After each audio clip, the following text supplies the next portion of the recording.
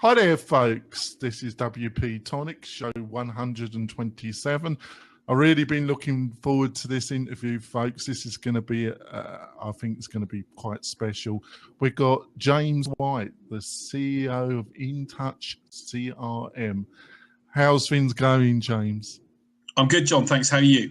Not too bad. You like to introduce yourself and give a bit more background about InTouch CRM and just about the company in general? Just give a quick outline, James. Yeah, sure. Well, so I'm obviously the CEO of the business. We've been in business for a number of years. We provide an integrated CRM and automating marketing platform for customers all over the world. We've got just over 4,500 customers now in nearly 50 countries. And it's great for me to have a chance to get on the show, talk to you guys about some of the challenges businesses face on a day-to-day basis and how we at InTouch can help.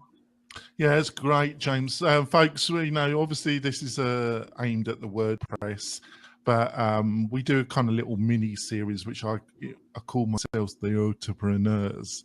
And I just thought James would be an excellent guest. They do integrate quite tightly with WordPress. I think you've got a WordPress plugin, haven't you? We have a WordPress plugin, and that works really, really well for clients that have websites, blogs, content on WordPress, and that want to then automate activity based upon that, and it works incredibly well. So. And it's a fantastic system, folks. So if you're looking for a CRM yourself, I suggest you pop over and see what James and his crew got to offer. Now, so like I say, I thought your story, the way you've bootstrapped this company to some extent, I know our pre-show discussion, you said you also got some investment, but there's a lot of people, a lot of our listeners that are entrepreneurs. They do kind of WordPress plugins, they do Saas services themselves. And you've been down that road and you've managed to build your company. So I thought you were just a fantastic guest to ask some relevant questions, James. So, you know, first of all, how long has the company been in existence? And secondly, why did you start the business, James? So great, and yeah, very happy to help with it. As you probably see, I've got lots of grey hairs that have come from being through the Saas journey, as I call it. So very happy to share some of my thoughts on that. We've been in business for 11 years. We celebrated our 11th birthday earlier on this September. And in terms of how I started it, two reasons really. I guess I was working in a business that I wasn't very happy in. I was the international sales and marketing director for a large IT firm, and I got fed up of corporate life and got fed up of the backstabbing. And even though the six-figure salary was great, I didn't like the quality of what was happening there. And I went to see a life coach, and she said to me, "So why are you doing what you're doing?" And I said, "Well, I don't know." And she said, "Why don't you do something yourself?" And I said, "Well, I had a couple of ideas of what I wanted to do." And I spoke to a guy who had a platform, and I said to him, "Look, I'm really interested in taking up this platform and trying to sell to customers. Are you interested?" And he said, No, I don't want to do that.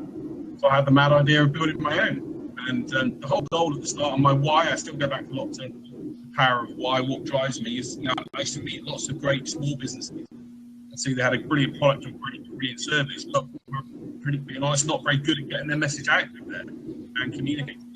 And my goal at the time, and still is now, is to help those companies get what they do out to wider market and grow their customer base. That's great, James. So on the first couple of years are always, you know, well, I say that, it's always tough. But based on your considerable experience, what were some of the looking back, what were some of the fundamental mistakes you made starting the company, and what kind of general advice comes to your mind if you had a mentor and they were starting on the same road as you? What would be some key tips or pointers that you would give to them? It's a really good question, John, actually, and I think there's probably two areas that I'd say to focus on initially that I didn't do enough work on. The first thing is to do the planning of your business really effectively. And by that I mean really look at what it is, what's the problem that you solve, and what is the problem that you solve for someone, And actually, someone said to me another great analogy which I'll use to you guys is that when you look at a business, businesses look at themselves and can be one or two things: a painkiller or a business. And actually, sometimes it's really important to define what is the problem that you solve for someone, and who that group of people are. So be very specific about your target set of customers and the niche that you work with. And I think that's something certainly that I didn't do enough of early doors. I was small business. And small businesses are great. We have this idea that you can appeal to everyone, but the reality is it takes a lot of time and effort to do that. So be targeted initially and do the right element of planning. I had a friend of mine who recently just sold a business for a number of £1 million, and in the early stages, he used to be up at 5 in the morning doing his business plan and doing this and have this religious business plan. And I used to say to him, you don't need to do that. You're fine. You're okay. You're okay. And as he said to me a couple of weeks ago when we went out for drinks to celebrate and selling the company, he said, my getting up in the morning and doing my plan was right. So, I think doing your planning, knowing what it is, the problem that you solve, and also then who the market target are certainly fundamental things I think any business starting management. Yeah, I think that's great insight, James. I'll just put this to you. I'd love to get your feedback. I also feel that a lot of startups, for very understandable reasons, concentrate on the technology, and they tend not to, and you could accuse me of this as well, they don't really work out, which is linked to your last statement about planning. They don't have a marketing plan. They have no idea how they're going to market, who they're going to market, how they're going to get traction. They really have absolute, or I've noticed they have very generalistic plan of action. We're going to go down the paid advertisement route, or we're going to utilize social media. It's very generalistic. Would you agree with that statement? Do you think that's also something you've got to be very aware of, how you're going to market your product? Yeah, you obviously have to work out where you're going to market your product. I mean, that's obviously, somewhat, as I've always said to people, if you're a business without sales, you're a charity. But the reality is you need to focus on what it is you do and how you do it. I guess the other thing, though, I think which is really important is that you're planning right. And if you become a real problem solver, you solve an issue for a certain group of people, marketing takes care of itself. And actually, a lot of people talk through how their business is growing through other people who are into it. I always talk about our customers and to be a tribe of disciples that talk about what we do and how we help them. And actually, if you've got people that use your product, you solve a real problem, and your service is great, and they love what you do, then ultimately they'll be your marketing engine much than anything else. That's a massive factor. It goes back to the idea of planning and being right for someone. So you can make sure you're right for someone. The marketing will also take care of itself in many respects through the referrals. And that's how we've grown InTouch in the main. Oh, that's great. So you've recently added a new element to the business called the Growth Academy. So maybe you could tell us a bit about the Growth Academy and why you like to add this part to your InTouch CRM package. Yeah, so it's a really interesting thing actually, John. So I've done it the hard way, and as we say, the grey hairs are there. We started off when we started our product with £9 to around $13-14 a month. And as Gail Goodman from Constant Contact says, in Saas, he calls it the Saas slow ramp of death.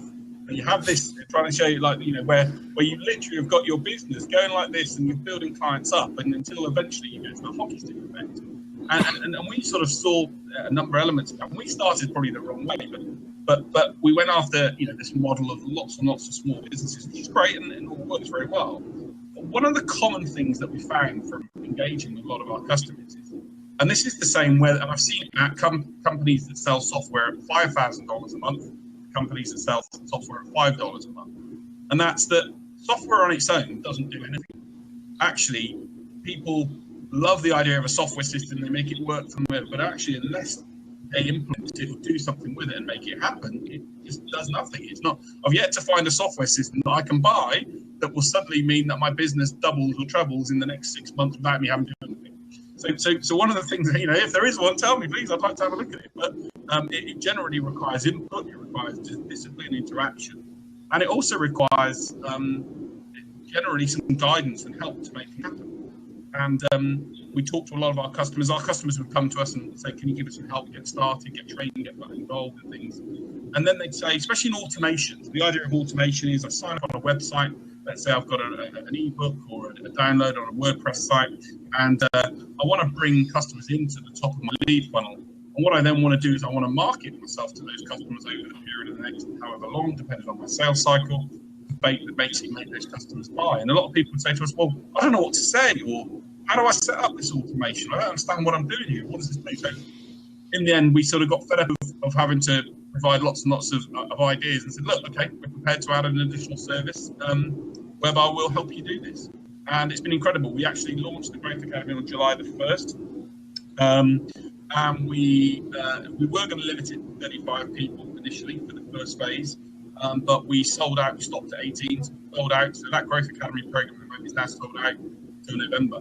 So because capacity-wise, we wanted to deliver an amazing service to those guys. But what we're now doing is helping the clients that we've got execute on what it is they need to do.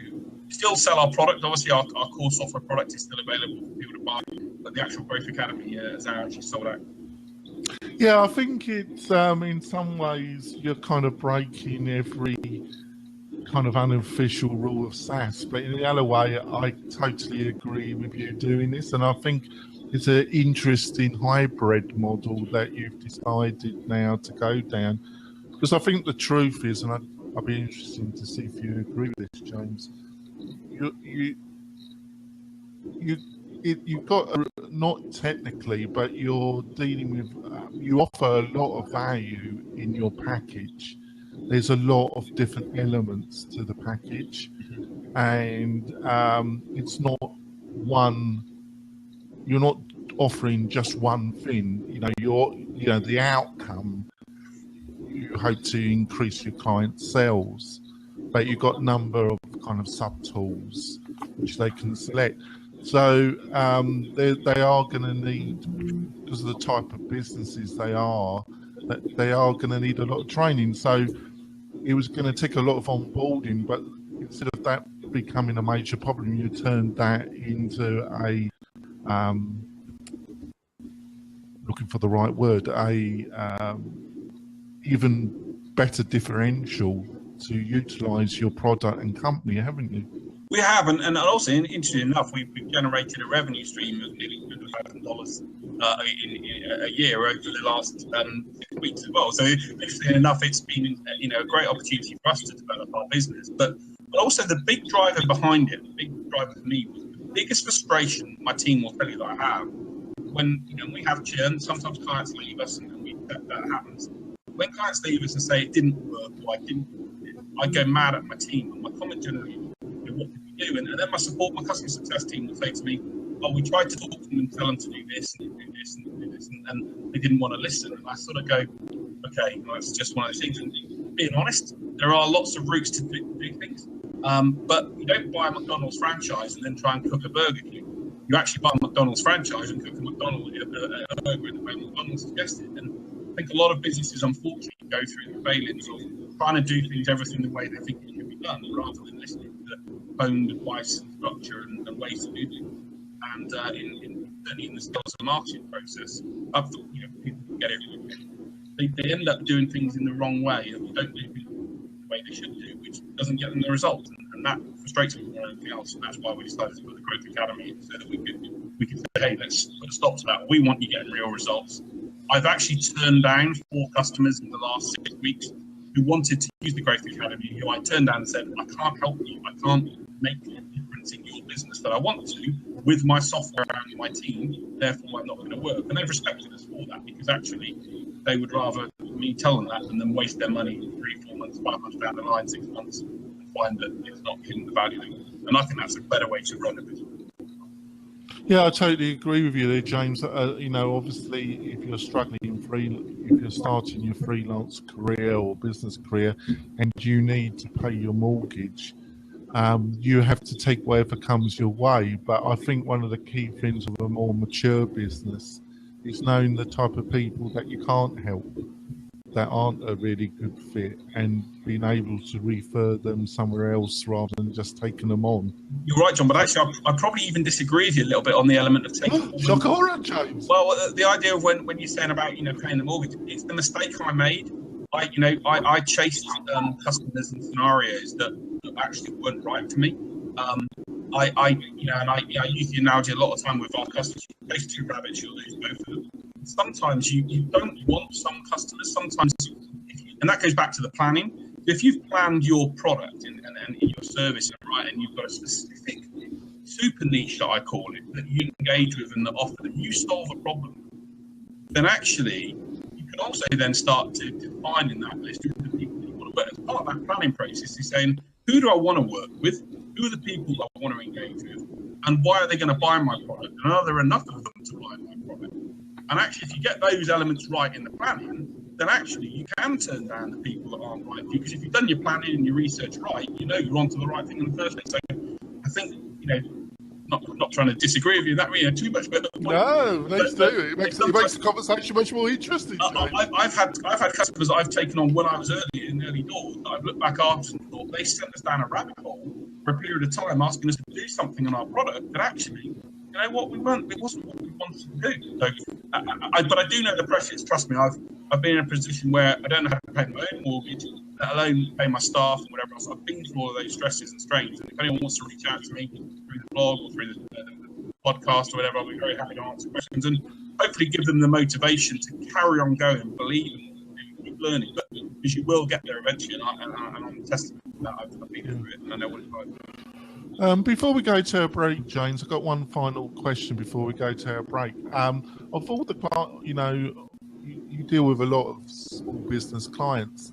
What are one or two of the major problems, mistakes that you regularly see your user base making when it comes to marketing their business?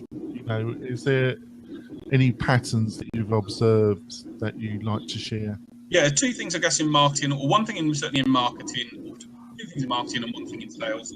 First thing in marketing is very much be in a position where, people say to me, I've got a website. And I say to them, so what? I say it's like having the best Christmas lights, but living in the middle of the countryside.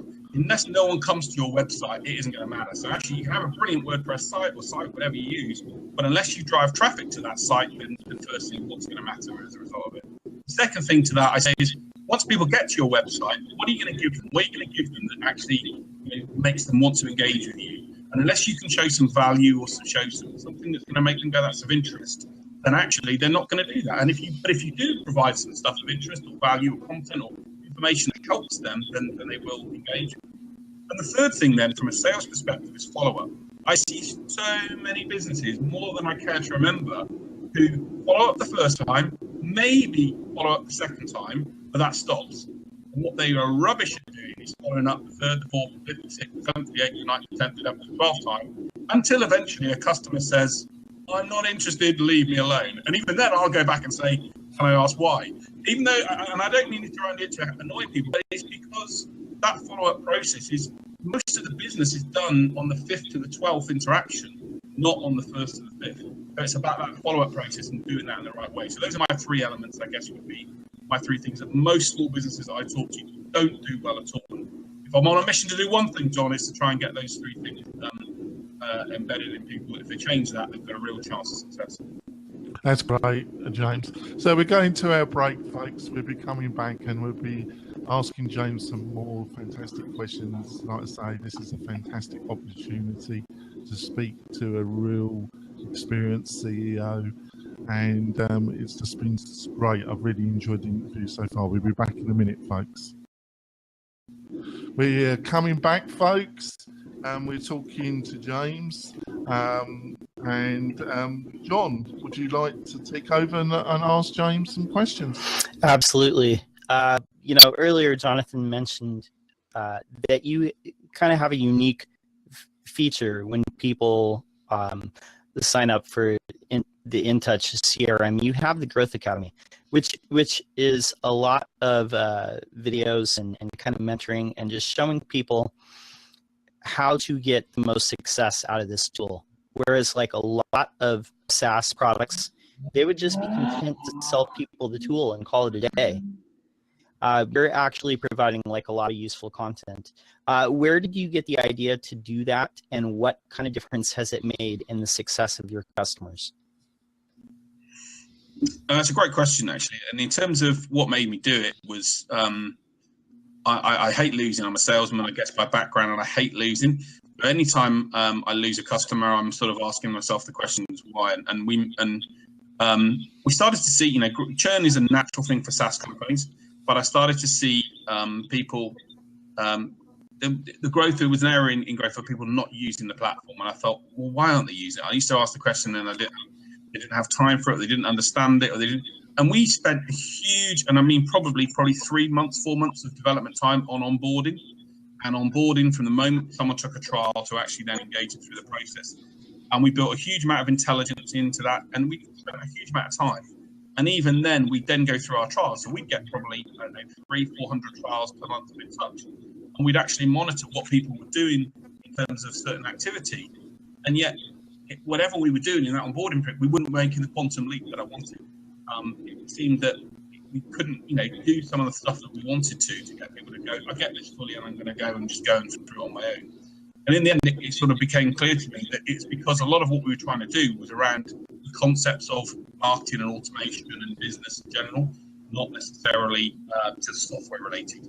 I just thought, right, we need to change this. We need to approach this in a different route. And I guess the difference in my customers is the biggest satisfaction I get as a business owner when customers, I was with a customer today who invested with us in the Growth Academy, and they're in their 3rd month now. We started in July, and I've already seen 4 bits of business with them. We did some work with them today on it. So we set some targets as part of the Growth Academy work, and they've already gone halfway through that target list. And the guy's sitting there talking to me, I don't know why I didn't do this months ago, because he's seeing a result in terms of the way in which his customers are now engaging with him.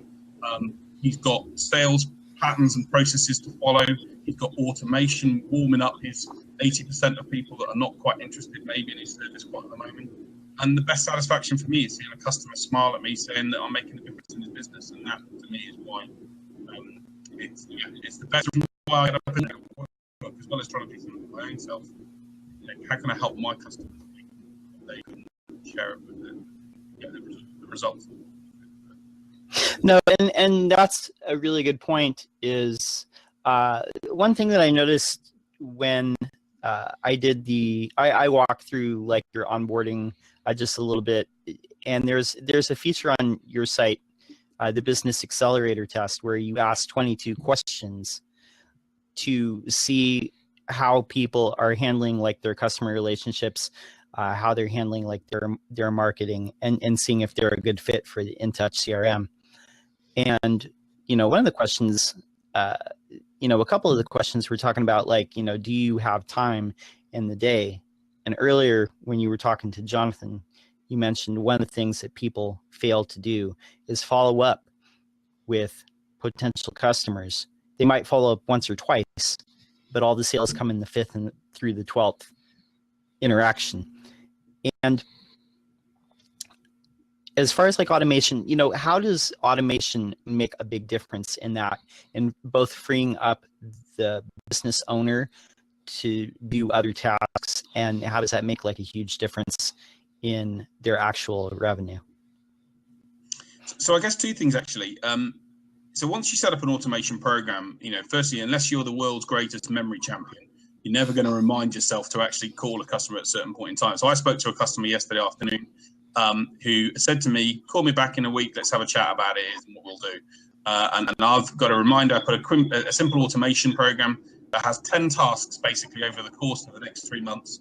So every week I will have a reminder to call that guy, or and include in there some email to go out to him about what we do. So the first thing it does, it uses it as a reminder. The second thing, in answer to your question though, is I think the problem that most business owners have is that they assume that automation is going to do it for them. And actually that's the bit that I say to them, it's not, but will come a point in time where you have to pick up the phone, stroke, engage, whether it's an email or whatever that you use in the method to engage with that customer, to do that.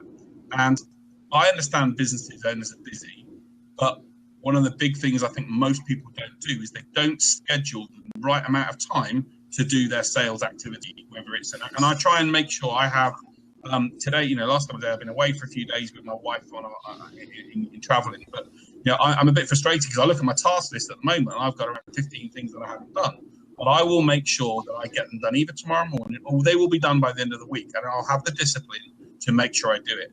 So I guess in answer to the question, you can make a difference, and you make the difference by providing the right resources and help and reminders and prompts and whatever to do something. But there is always a time where someone in a team, doesn't have to be the business owner, they can maybe delegate it to a team, someone in their team, or maybe they're bringing an offshore person to help them with sales, or however they do that process. Sometimes someone's got to pick up the phone and talk to someone and say, hey, how's things going? And are you in a position where you want to move forward? So, and I urge business owners to have that discipline from a sales perspective. So even if you find it uncomfortable, to give yourself 30 minutes a day when you can at least try and make 2 calls or 3 calls. Because if you don't do it, you ain't going to carry on in business for very long, no matter what I do. Because ultimately, I can't make every call for my customers. I can't do everything. They've got to have some disciplines. And people think there's a silver bullet and a way to change it. No, there's not. But if you plan things right and you've got a great product and your service is good and what you offer is right for your customers, and they've searched about you, they've known about you, they've engaged with you on your website, you've captured information, you've seen what they've done, clicked on emails and blogs and whatever else. Sometimes you just pick up the phone, talk to people and just say, hey, how's things? Where are you at with things at the moment? Can I help you with anything that you're looking to do? Whatever, have that conversation. And I don't think enough business owners are disciplined enough about doing it. No, and I have my own personal saying that says, when you're the busiest, that's when you need to step on the gas the hardest, because when you're getting busy, that's when you're reaping the rewards of your marketing efforts that you did a few months prior. And when you're busy, you need to be setting up the sales for the next period, for sure. So one of the things that I was reading on your site as well had to do with triggered email. How is triggered email different from typical email blasts, where people are just like sending stuff out, and what advantages does that have over traditional email marketing? It's a great question again, and the honest answer to the question is about relevance. So if you look at the biggest search engine marketing system in the world, Google, they reward, and you guys know this from a WordPress perspective, people get rankings higher on sites. Google rewards relevance. Email marketing is actually the same. If you're relevant to people and engage with them in the right way, then you get a better result. And the analogy I use with customers is a pet owner. And I've got pets. I don't know if you guys have got pets, people out there. But if you're a pet and you're a vet, and you there's a big difference between a dog and a budgerigar, or let's say a fish, a goldfish. I'm a pet owner, but I own a dog and I own let's say a budgie or a fish. And actually, the reality is, if you send me information as a pet, as a vet, as a pet owner in general, I'm okay. That's okay. It's quite interesting. But if you happen to know that I've got a dog and my dog is let's say a Labrador, and that Labrador's called Spot, and actually you engage with me in a way that says, hey, Mr. White, we'd love you to come in and bring Spot in for his annual checkup. And then the email says, by the way, dear Mr. White, because we know that you've got a Labrador called Spot, and by the way, I haven't, but you get the idea. Then actually I'm more likely to go, do you know what they know about me? That's really relevant, actually. That's fair play. They know a bit more, and I'm more interested in it. And it's the reason why we also combine the CRM aspects with email marketing, because a lot of the information that's relevant there is what you know about someone, what you know in terms of who they are and what they do. And to that analogy I just gave, if you send out that general email, you maybe get a certain response and activity. But if you actually send out a specific targeted email to the dog owner, maybe even the Labrador owner, it depends on how level of granular you want to become, then you're A, more likely to get a better response. And B, where trigger-based emails can then make a difference is if I send that out through a general email and the black Labrador owner clicks on that link, what I can then do is say, hey, because I know that they've clicked the link related to the Labrador, I can send them information that's specific to a Labrador owner and know that can be triggered as a triggered throughput. And the idea behind that is I'm sending information which is relevant to them and of interest to them. And you send stuff to people, things that are of interest to them, that they like, they engage with, because they've got, a black Labrador or whatever it is, you're going to get better results. And that's the simple answer to it. Email marketing is no longer about blasting, it's all about relevance. Right. Nobody wants to get blasted. They want to feel like you're talking directly to them. Exactly. Also, you can, and by doing that, you can also take people on a journey. So we talk to people about, stages in the funnel, and actually move them through funnel 1 to stage 2 to stage 3, or by just actually, and that takes planning, and that's what we've been doing with the Growth Academy. It takes a bit of thought and takes a bit of working through, but actually you can take people on a journey through step by step by step, by what they do as a result of the actions they click on and the actions they take. And that, when you see the end result, that as a customer saying, hey, well, these guys really understand me, and do you know what? I'm going to give them a call and have a chat with them. You're moving them through that process, and that's the difference again of achieving, getting results and not. Oh no, definitely. Like, you're building trust because you're speaking to them, and they feel like you're understanding them, and you're taking them on the journey that you're planning. So that totally leads me into a great question. And when you're talking about email marketing, and you could have pet owners. One owns like a dog, one owns like a fish. They're totally different segments. How important is segmenting in your email marketing? How important is it to have segments? It's essential, and it's a real key thing. It's an essential thing, not just in your email marketing, but also encourage it to people in their forms on their website. So if you're, especially on, we've got actually a site called Unreal Homes, which is a demo site we set up with on WordPress, whereby we talked about types of kitchens or bathrooms that we were offering. It was a dummy site. You can have a look at it, feel free. It's unreal-homes.com, I think. And the idea behind it was that we encourage the users to tell us what they're interested in, and we then market based upon that. And segmentation is really, really essential. If you've got the right segment of people that you're engaging with, and you target your message at that level, then you'll do well. If you don't, then the chances are you'll get people unsubscribing and engaging. And sometimes you can have a house list. We have a house list, and we engage and we try and share lots of standard content with everyone. But we also try and focus on what are the other areas of interest that people are really interested in our focus. And those are 3 things generally: automation, how to save time and make themselves more efficient; marketing, what do they need to do to market themselves more efficiently with email marketing; and sales, how can they get better at closing business. And we try and, if we can in our business, put people into those 3 camps. What's of most interest to them? Because if you don't do that, you're generally going to get more unsubscribes and more people marking something as spam because they don't see it as relevant and interested. No, exactly. No worries. But trust me, I've been on plenty of live demos where I've had the technical issues. I know what you're talking about. As a seasoned CEO, you're well aware of this.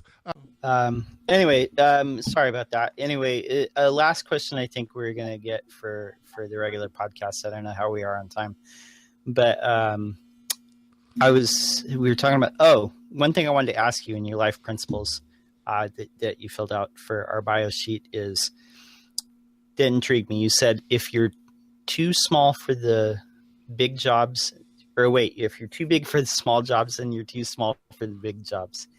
I love that. And could you elaborate on that for just a second? Yeah, definitely. I guess I mean that in the sense of, there's no job I'd never ask any of my team to do that I wouldn't do myself, because I lead from the front, and whatever it is we've got to do. When our cleaner's been off, I've emptied the bins in our office. I make the phone calls. I'll deal support tickets. The only thing I can't do, and my development team wouldn't let me anywhere near it, is code, because I'm not a coder by background. So that's probably a wise thing, because I don't think my customers would want to see me code. But I just feel like, sometimes people are too, and I was, for maybe not so much, thought, actually, do I need to do this stuff? And the best thing sometimes is when I pick up the phone and talk to people, we say, "Oh, you're the guy that," I'm like, "Yeah, hi, how you doing?" And you get a real great surprise factor to it. So I love that fact. I love engaging in that way. And I just think that there's no job in my business I wouldn't do. And I encourage all of my staff to feel the same way. We're about culture and about accountability and being able to do anything that we do. And that's what I mean by that. It's about putting in the stuff that, because when you then do the big stuff and the nice presentation and great jobs, then you've been from the to the. Oh, that's great. I think, folks, what we're going to do is we're going to end the formal part of the podcast here, folks, but we're going to continue the conversation with James, which you'll be able to find on the website with a full set of show notes, folks. So jump over to the website and you'll be able to hear more of this great conversation. Also, folks, please go to iTunes and subscribe to the show. That really helps us. And if you really feel up to it, give us a review. That's always great, and it really benefits the show. I just also like to point out we do a live round table show on Saturdays at 10 a.m. Pacific Standard Time. We always have a great panel of WordPress experts. Before we go, John, how can people get hold of you, John?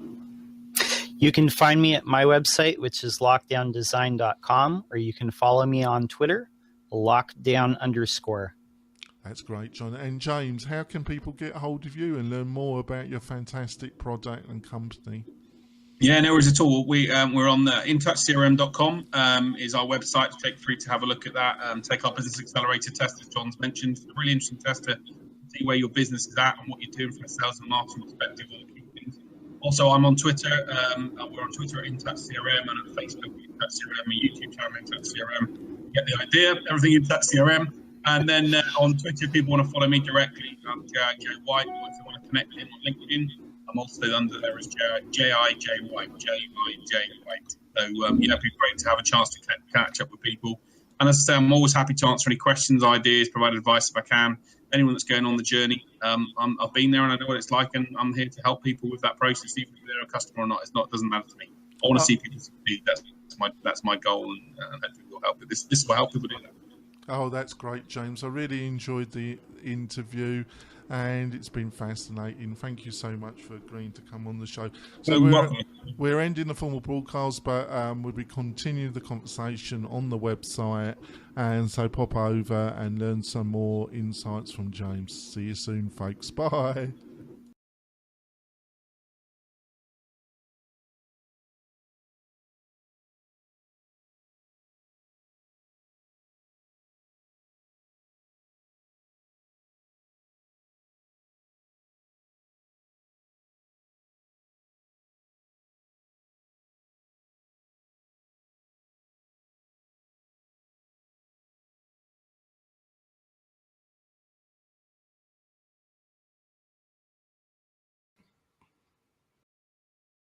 Oh, is he? Folks, we've had a slight. Obviously, we're using a platform to record this, and I think my co-host is slightly frozen up. So I will take over. Hopefully, he will return. All right. You just got to deal with these technical problems, James. No, exactly. No worries. But trust me, I've been on plenty of live demos where I've had the technical issues. I know what you're talking about. As a seasoned CEO, you're well aware of this. One thing I would have thought that our listeners would be really interested in is how